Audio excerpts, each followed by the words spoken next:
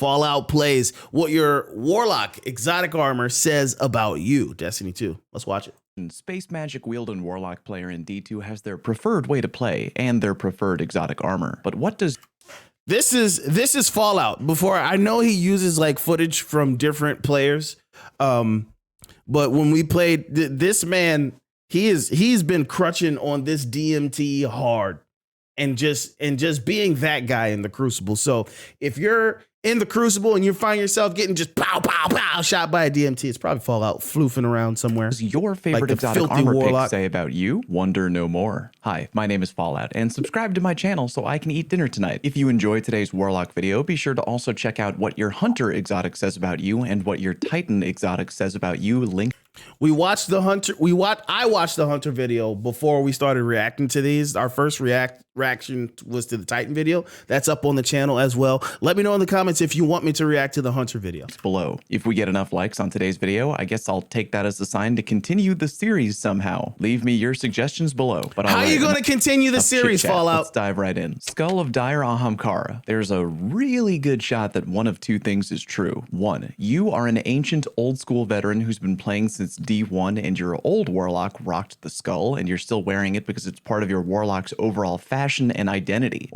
Or you're clinging to the vestiges of a once great meta. Man, Skull of Dire Ahamkara. Wasn't that so good? I mean, you're a PvE player and you just love to Nova Bomb. Complicated Warlock builds and exotics? Don't even mention them to you. Elemental Wells? Mother witchcraft, build up super, throw Nova Bomb, repeat. That's good enough for you. Also, there's a 10% chance that you've shouted Big Bang Attack at least one time in your career while throwing a Nova Bomb. Okay, listen, all right?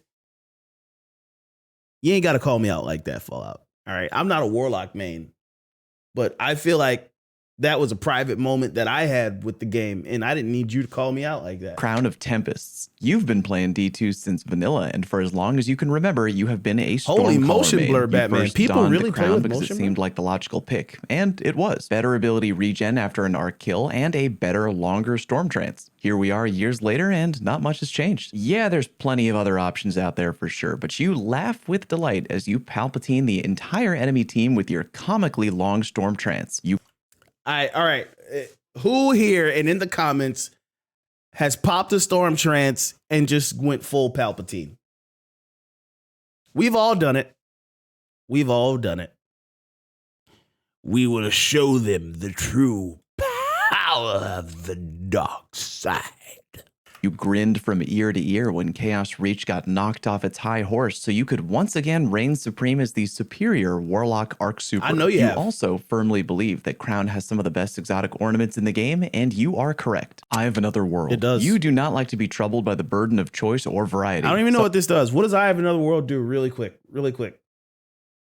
I think we have a hint on screen. Improved ability generation. He's going to tell us. I have no idea what this does. That shows you how much Warlock exotics are overly gimmicky, and you just want to go with something plain and easy. Thank God you've got Eye of Another World. It's the pad thai of D2 exotics. It's not wild or adventurous by any means, but you know it won't be bad. It's safe across the board. Extra weapon AE and better ability regeneration for literally everything in your kit. That is fine in your book. You also wish that Bungie would add literally any new cosmetics for this exotic for the love of God. Nezarec Sin. I love Fallout's dry humor. PV. All right, for me, this is like, there's like, when I don't play a lot of Warlock, but when I do, there's like 3 Warlock exotics that I use. Nezarec Sin is definitely one of them. We're going to see what sort of slick comment this guy has to say about it, because nobody's going to shame me for using this beautiful, beautiful exotic. It's also a great fashion exotic. PE, PvP, doesn't matter to you. You are just a nade throwing void child and SOB and what? I like grenades. I like my abilities. I like having them up all the time.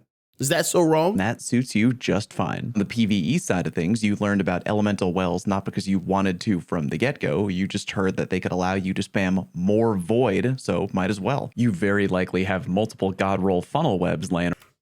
All right, now you're just being mean. Everybody has multiple funnel webs, Fallout.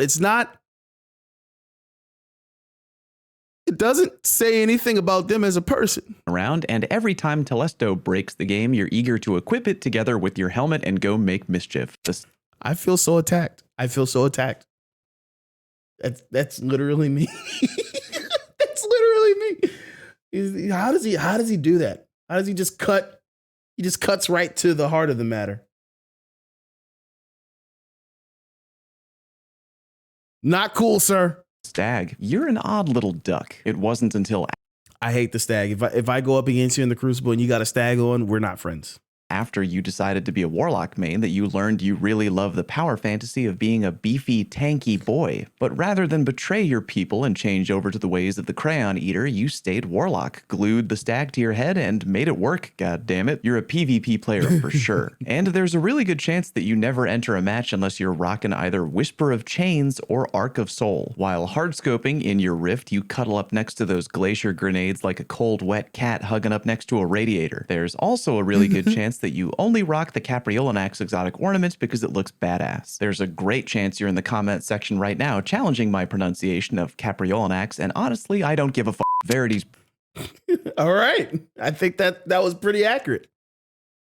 You're all of those things if you wear the stag on a regular basis. Verity's brow. We tried to make this good and we failed. Let's see what he says about it. This is I did a Twitter thread where I asked people to tell me what you think like is an underused exotic or an exotic that just doesn't get used. And Verity's brow was one of the most requested exotics.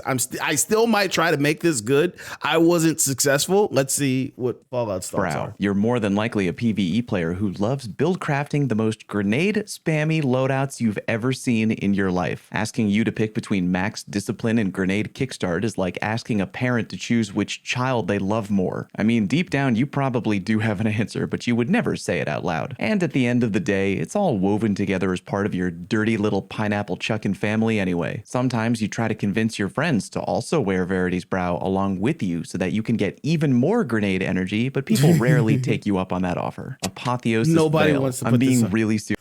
This was if Verity's brow was number 2, Apotheosis Veil was probably number 1 in terms of requested, like basically trash exotics that have no use anymore in the game. This is serious right now. I have no idea who in 2023 is non-ironically wearing the Apotheosis veil. If there are any of you out in the wild, I can't say I've ever really seen you. You're kind of like Bigfoot in that regard. Is the nearby ability regeneration factor actually good? You probably claim it is to all your friends who repeatedly ask you why you're wearing that helmet, but I doubt you've ever gone into a private lobby to actually test the number. the thing with Apotheosis Veil is it doesn't do anything in game. And it's not that great of a fashion exotic either. Like when you create an exotic, all right, you got to either make it like really powerful and, you know, like the powerful to ugly factor, right?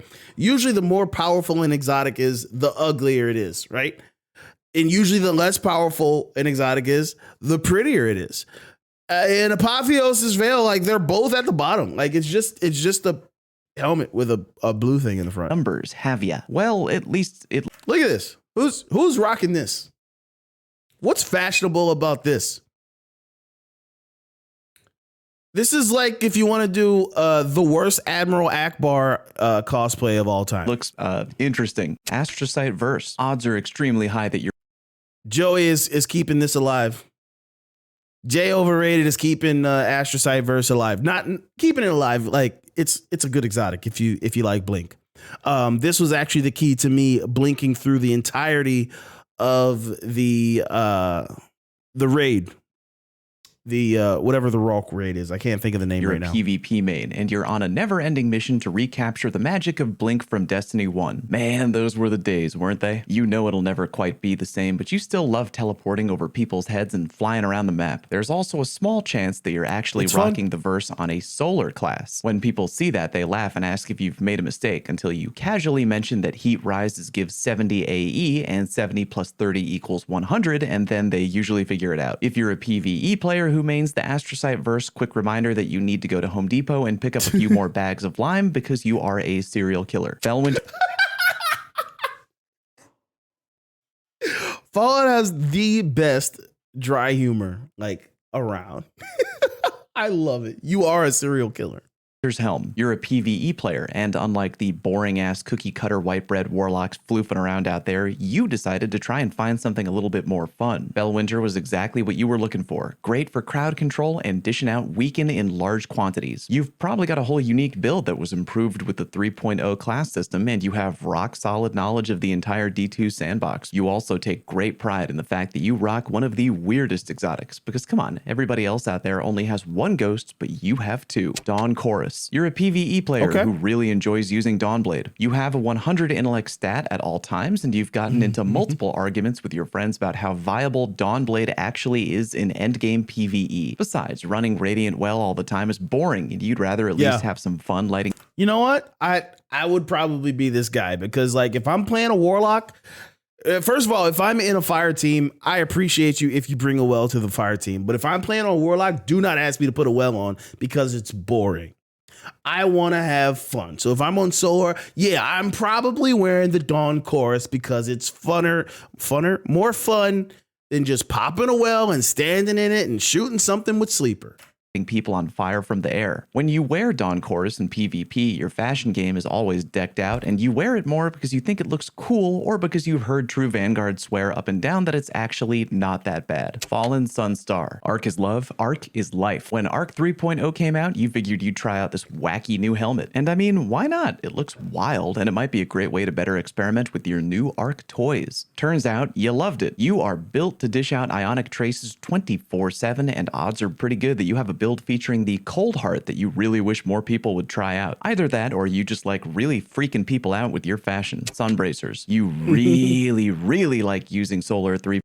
All right, I like this. We're gonna get this build dialed in. We're working on an Osiris build, because Osiris's exotic of choice are the Sunbracers, which means you get to throw solar nades. You know, you get the melee kill, boom, you got infinite solar grenades. And it's really fun. It's really fun, especially with the 3.0, and they do the little globs of stuff. So Sunbracers are cool. Be gentle, Fallout. 3.0 and lighten the whole goddamned room on fire. Nothing's more fun than gently floofing through the air and repeatedly making it rain on enemies in PvE. You have an entire build composed of nothing but chaining back and forth between melees and grenades repeatedly. You know it's not the best, most meta option, but you sure as hell enjoy it. On the extremely rare chance that you play PvP, you're kind of a zoner. You enjoy area denial, and you feel that people are really sleeping on solar grenades. Karnstein, you're a simple player, and by no means do I say that in a condescending way. You probably have a really straightforward yet effective playstyle featuring the classic art of holding the W key down with a shotgun. Run in, slide, pull trigger, melee button, rinse and repeat.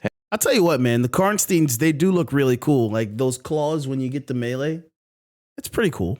I like it. I can dig it. Hey, it might not be wildly unique, but it served you well this far. Winter's Guile. One day you thought it might be funny to change things up and try out the Guile. More and more melee damage? That sounds hilarious. And where some people tried it out, laughed at how silly it was, and moved on with their lives, you went a different path. You became addicted to the meme. You know deep down in your heart of hearts that most other top tier exotics would benefit you way more frequently. But on the off chance you do get the Guile going in PvP, you are a menace for sure. You 100% have multiple clips saved on your PC or console of you slapping through entire teams in PvP, laughing like a maniac as you swing away, desperately looking for one more player to punch. Aeon Soul. I've said it twice before and ain't no different here. You're a PvE player and you're good at the game. You like doing things. You're Sabe the Blade. You are Sabe the Blade. If you have Aeon Souls, go check him out. He's a great gamer and streamer, and he's a cool dude, and I really like him. Quickly, and your go-to solution is to drown everything out in power ammo. You've had the Sect of Insight on your Aeon for years, and honest to God, you can't even remember what the other two options even do. Your teammates love having you around because it means free power ammo for them. Ophidian Aspect. You're the type of player who, no matter what game. This is exotic number 2 of the like essential Warlock kit. All right, there's Nezarec Sin, and then there's Ophidian Aspect. Nezarec if you're PvE, Ophidian if you're PvP. I think we know where Fallout's going with this one. Game they play always has to go the top shelf most meta option no matter what. You know, the type of motherfucker who mains Nurse in Dead by Daylight, the type of motherfucker who mains Steve in Smash Bros, even if you're just playing a low-stakes game with the boys. You are that motherfucker I don't get up either and of down, those and references. you know it. You also know it's only a matter of time before Bungie takes the Ophidians and buries them hard. We're talking underneath the jail. A nerf so epic it'll make Stompies look like they got slapped on the wrist for jaywalking. You definitely know it's coming, but until then, whee! Claws of ahamkara. You're a PvP player and a very straightforward type of person. I will now predict the odds of what subclass you play. Arc, low. Void, medium. Solar, high. Stasis, very high. There's a good chance that you first equipped the claws when the Shadebinder class was introduced and half the population wanted to leap into traffic. Bungie inevitably nerfed Shadebinder, but by that point, you didn't really want to go back. To you, pinpointing people with penumbral is too much fun. Contraverse hold. You often daydream about the good old days where handheld Supernova was an absolute terror in PvP. That's when you tried and fell in love with the Contraverse hold. You really these are pretty much garbage now, aren't they? These are not so great anymore. Enjoyed charging that sucker up around the corner, then strafing out and Hadoukening a void explosion in the face of whoever might be standing there. It didn't take a lot of skill. I love how he says Hadoukening. Like that's a word. That's not a word, Fallout.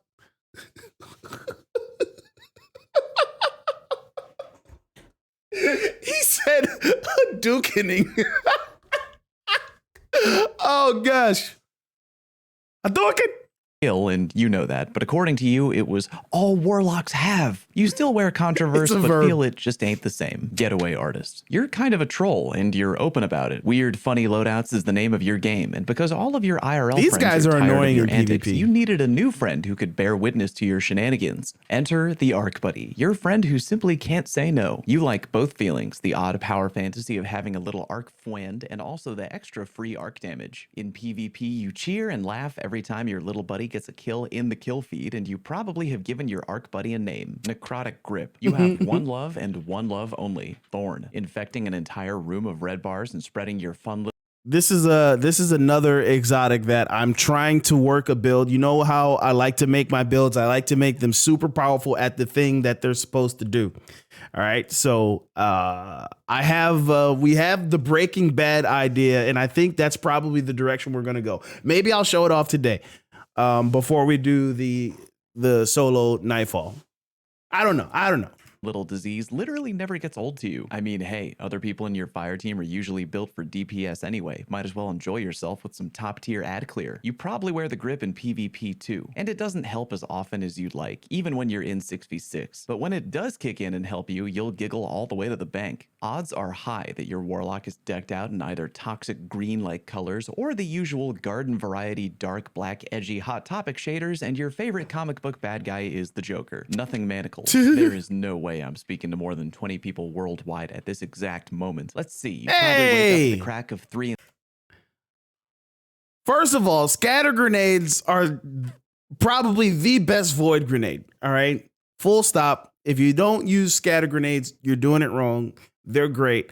And second, there's nothing wrong with the nothing manacles. I mean, I don't use them, but I'm sure they're good to whoever.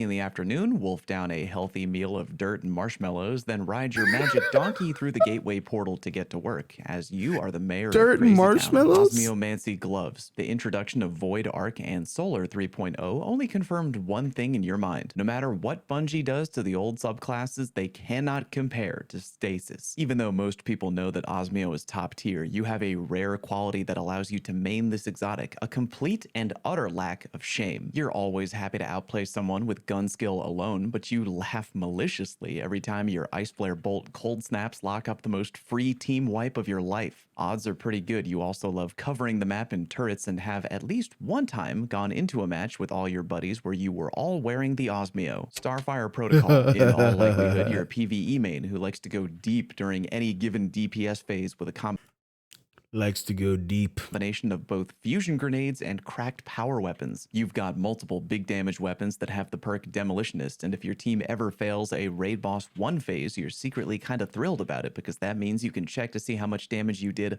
fully confident in knowing that you won't be anywhere near the bottom. If you play PvP, you don't throw those nades, you eat them and soar gracefully into the sky to make the other team's day a living hell. You Wings of eat Sacred them. Dawn.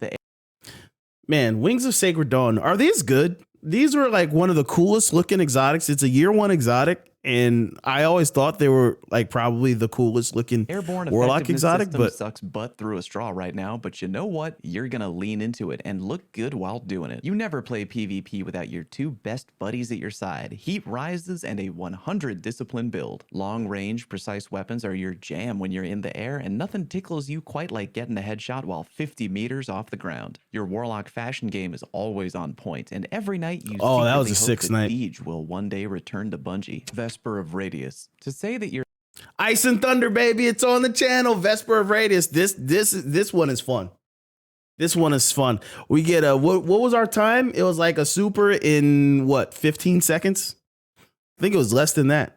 It was ridiculously You're fast. set in your ways might be a little bit of an understatement. You know just how little people use or even know about the Vesper, but you do not care. You've somehow figured out a weird way to make it work for you. In PvE, you have a unique 3.0 build that you've fully tailored and built from the ground up to perform quite well against trash and mobs. In the rare event that I'm speaking to a PvP Vesper main, I have to be honest, I'm kind of afraid of you. Not because I think you're good or anything, but because you are the very definition of unpredictable. Admittedly, you don't always get the Vesper to net you a kill in PvP, but when you do, you feel like Megamind and proudly announce it to your whole fire team. Sanguine alchemy. I am being dead fuck serious right now. I literally don't know if there's anyone out there who actually wears this for any reason other than the fact that it looks badass. Wall And hacks? dude, what a tragedy. Does it? Because really, look, the exotic looks great, but the perk is just, I mean, it's nothing. It's less than nothing. Imagine owning the best looking car in the world, but it's just an empty frame with no engine. Imagine having the most beautiful wife or husband in the world, but it's not actually a real person. It's just a full-length body pillow. That's pretty much the Sanguine alchemy. Chromatic fire.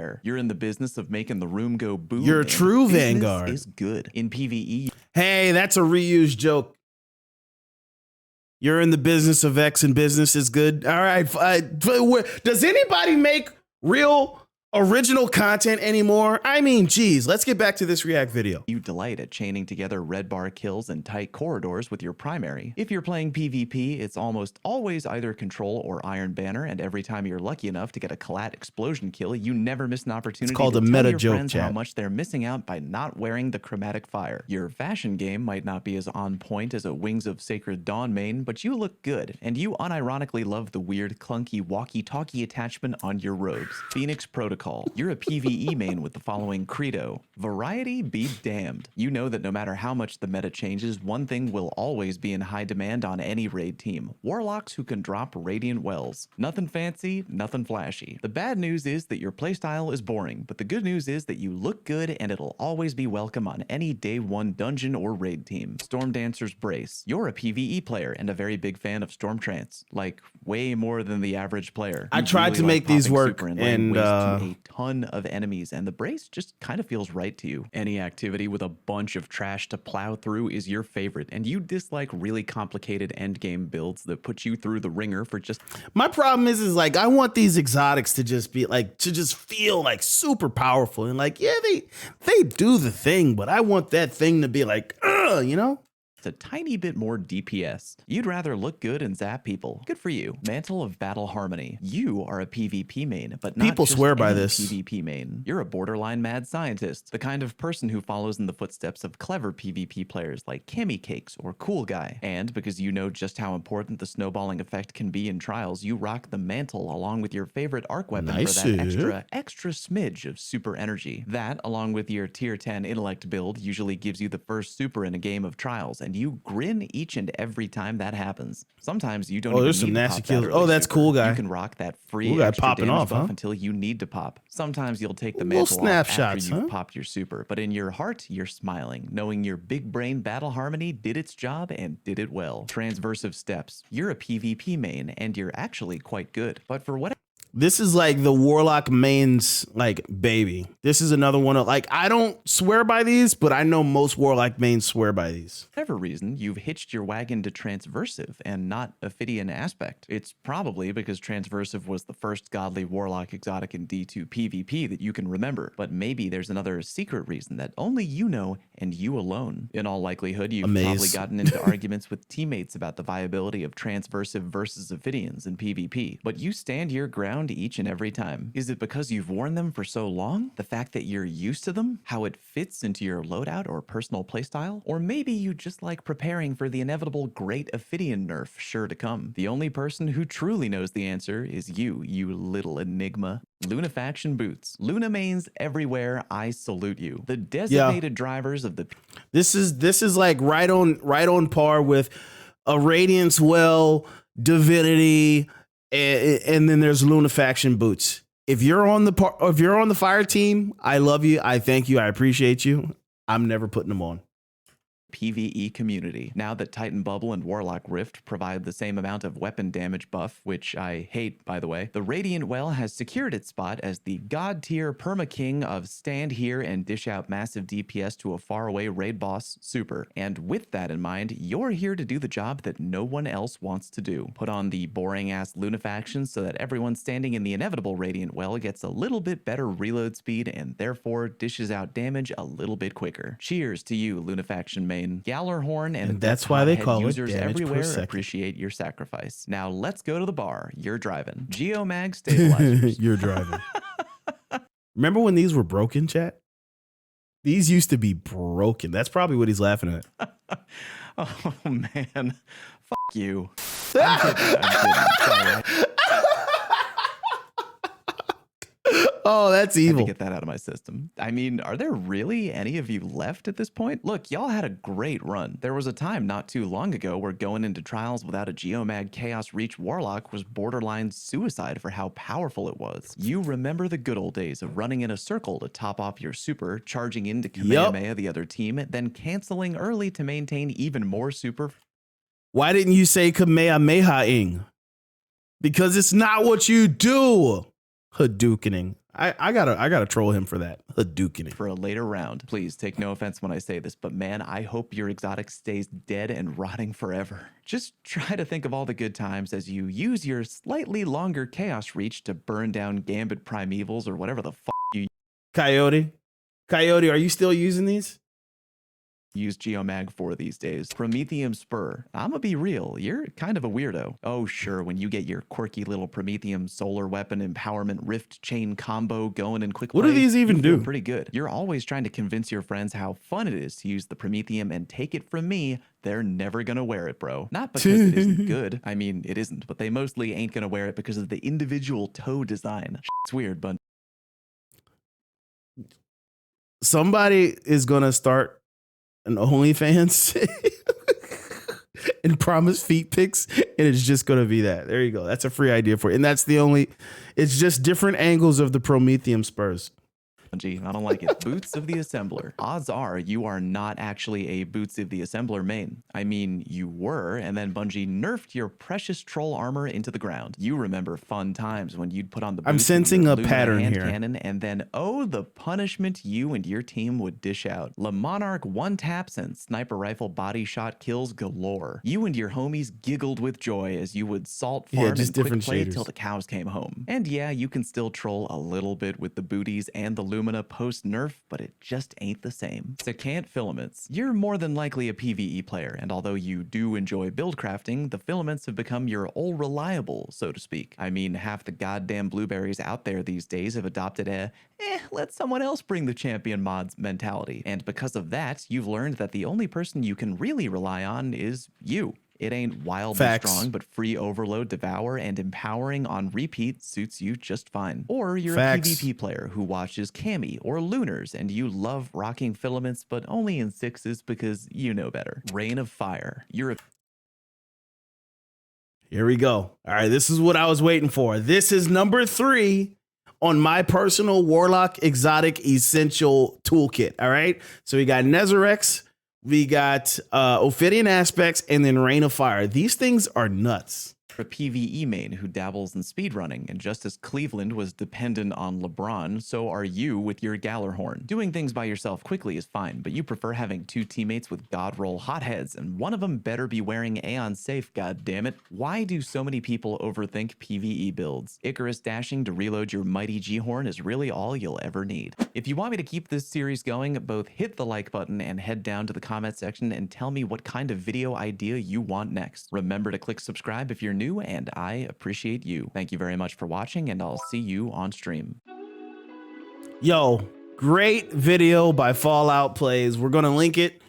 Here, let's link it in chat, and then we will also link it below in this video that you're watching on YouTube. We got to give that bad boy a like. We're already subscribed. Here, click the share button, copy. So here you go, chat. Go check this out. Go watch it. Give Fallout a like. He's a great dude.